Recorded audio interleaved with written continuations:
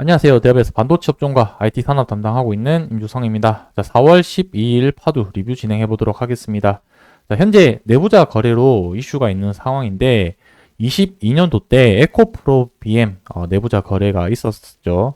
그때를 비교를 해보면서 이 내부자 거래가 어떤 부분이 있었었고 어떤 차이가 있는지, 그리고 에코프로 BM은 그 이후에 주가 흐름이 어떻게 되었는지 대한 내용으로 같이 한번 좀 살펴보려고 합니다. 그래서 첫 번째로는 프로비엠 내부자 거래에 대한 내용을 간략하게 한번 살펴볼 거고요.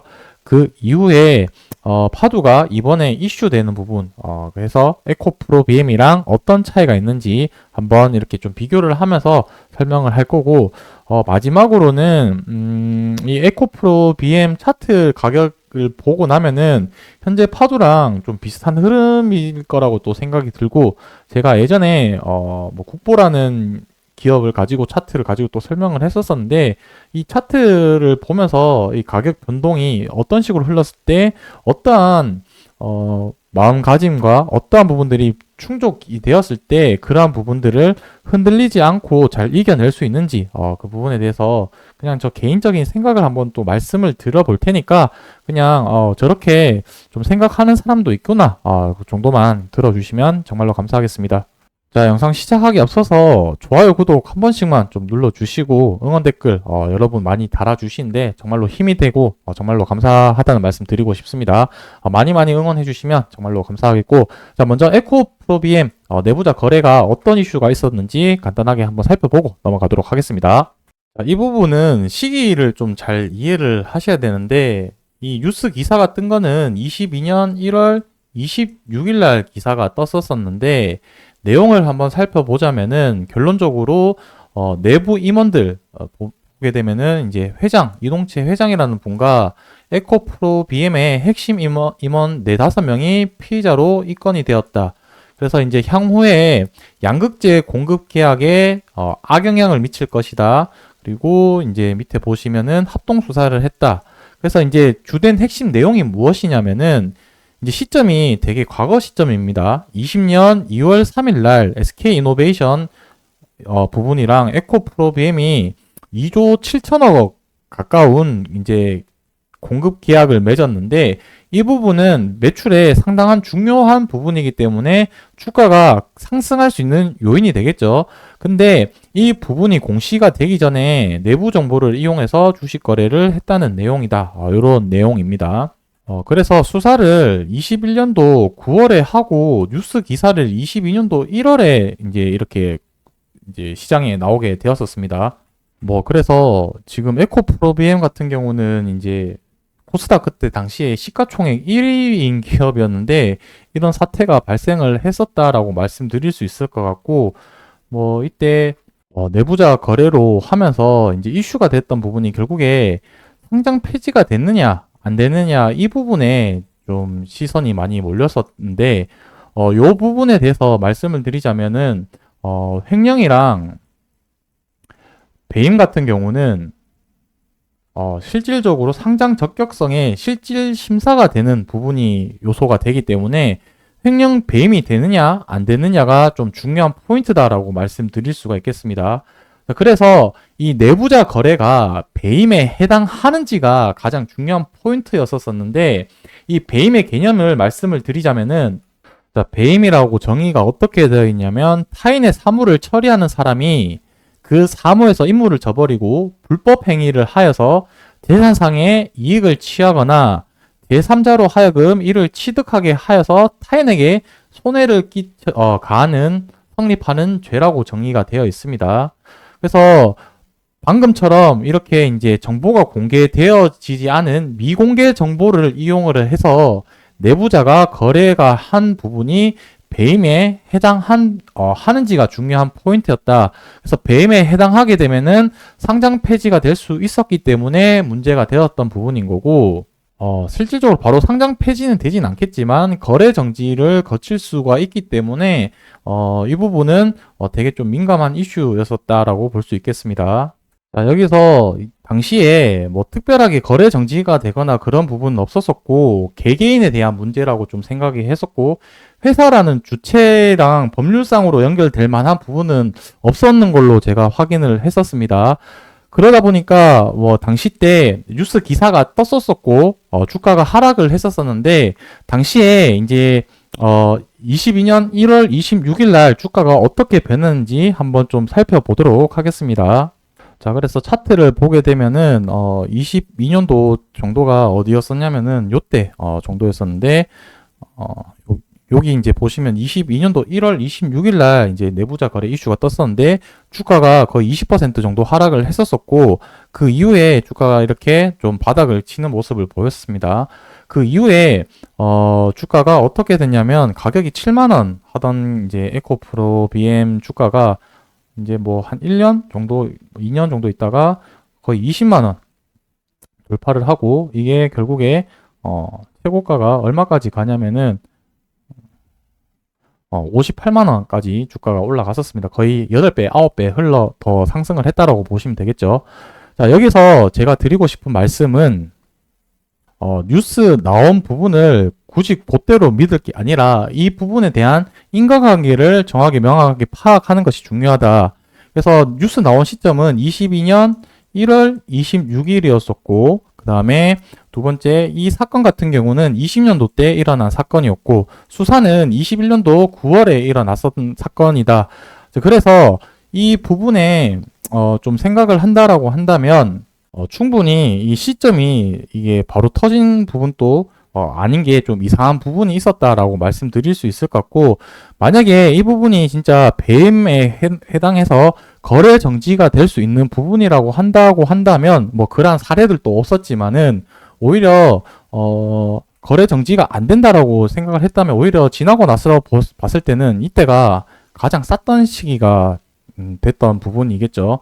그래서 주가가 계속 상승 하락해서 이 부분을 또 시간이 어느 정도 많이 이제 좀 걸렸던 부분이긴 한데, 이때도 주가가 여기서 올라가기 위해서 소요됐던 시간이 1년 이상의 시간이 좀 소요됐다라고 보시면 되겠습니다.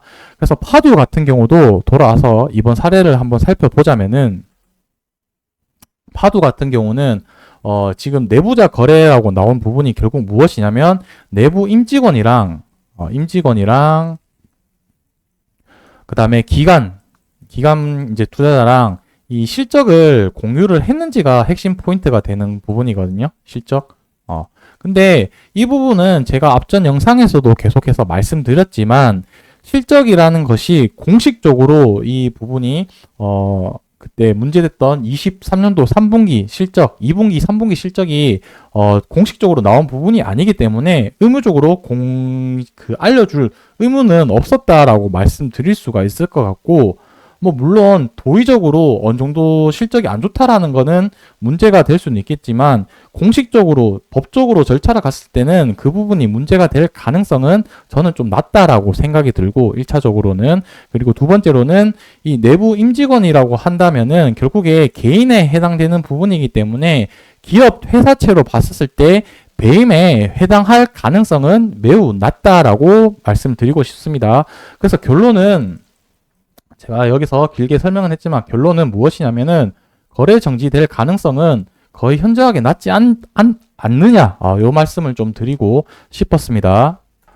그래서 이제 파두 돌아와서 주가를 보면은, 지금 주가가 하락하고 뭐 여기서 지금 이 바닥 구간에 비해서 조금 더 하락은 했지만 크게 하락은 안 하고 지금 여기서 계속해서 바닥으로 가격을 흐르고 있는 상태다라고 보시면 되겠습니다. 자, 에코프로비엠 또 다시 보면은 지금 여기서 11월 달에 가격이 하락을 했었었죠. 지금 시점은 이제 4월 달 정도 돼서 한 6개월 정도 지났나요? 한 5개월, 6개월 정도 지났고, 에코프로비엠 다시 넘어가자면은 요 당시 때 이제 가격을 하락을 하고 나서 다시 상승한데 1년 정도 시간이 또 소요됐다.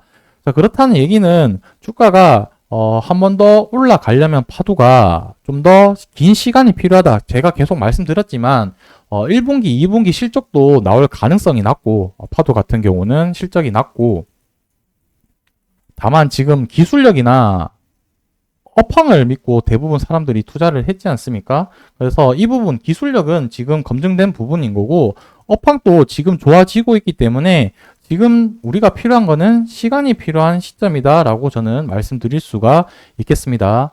자, 그래서 여기서 제가 투자 아이디어를 좀 더 드리고 싶은 부분은 무엇이냐면은 제가 마지막 내용으로 이제 투자를 성공하기 위해서 제가 생각하는 부분들이라고 말씀드렸는데 저는 두 가지는 꼭 여러분들이 알고 투자를 하셨으면 좋겠는 게 저는 주식 투자에서 무엇보다 중요한 게 첫 번째는 심리가 중요하다라고 생각이 들고요. 그리고 두 번째는 비중이 중요하다라고 생각을 하고 있습니다. 자, 제 영상을 보신 댓글 많은 분들이 이제 하셨을 텐데 처음에 당시 때 상장하고 투자를 했을 때는 뭐 이제 한국의 유니콘, 반도체 유니콘 기업이다라고 해서 기술력 이러한 부분들을 믿고 투자를 했지만 사실상 지금 언론에 나오는 이러한 악재들 때문에 심리가 많이 흔들려서 여기서 한번 버텼다가 주가 상승이 나왔는데 다시 하락 이렇게 이제 다시 반등이 났을 때 요때 되게 많이 파신 걸로 저는 좀 생각이 들고 있습니다. 그래서 이런 식으로 가격이 변동했을 때 심리가 흔들리면은 내가 원하는 부분에 있어서 투자를 성공하기 어렵다라는 말씀을 드리고 싶은데 이 심리적인 부분을 잘 관리하기 위해서는 종목에 대한 공부가 필요하다라고 생각을 하고 있습니다. 그래서 기본적 분석, 그러니까 파두라는 어떤 사업을 하고 어떤 기술력을 가지고 있는지 공부를 하는 부분이 중요하다라고 생각이 들고 업황 그리고 이 데이터 센터에 대한 SSD 그리고 이러한 부분들의 업황을 계속해서 공부를 하고 있으면 가격이 변하더라도 가치가 변하지 않기 때문에 이 심리에 흔들릴 가능성은 낮다. 이렇게 좀 말씀드리고 싶고 근데 다만 공부를 너무 깊게를 해가지고 종목과 사랑에 빠지는 거는 또 안 되는 부분이기 때문에 적당히 내가 가치를 판단할 수 있을 정도로 공부는 해야 된다라고 말씀드릴 수가 있겠습니다. 그리고 두 번째 비중인데 이 비중도 결국에 심리에 해당하는 부분이 되겠죠. 이 결국에 이 가격 변동폭을 내가 버티기 힘든 만큼의 많은 비중이 들어간다라고 한다면 결코 좋은 기업들도 수익 낼 때까지 버틸 수 없을 가능성이 매우 높겠죠. 제 경험상 투자를 해서 10번을 이제 매수를 하게 되면은 보통 10번 다 매수를 하면은 여기서 내가 제일 바닥이라고 생각을 하고 매수를 하겠죠.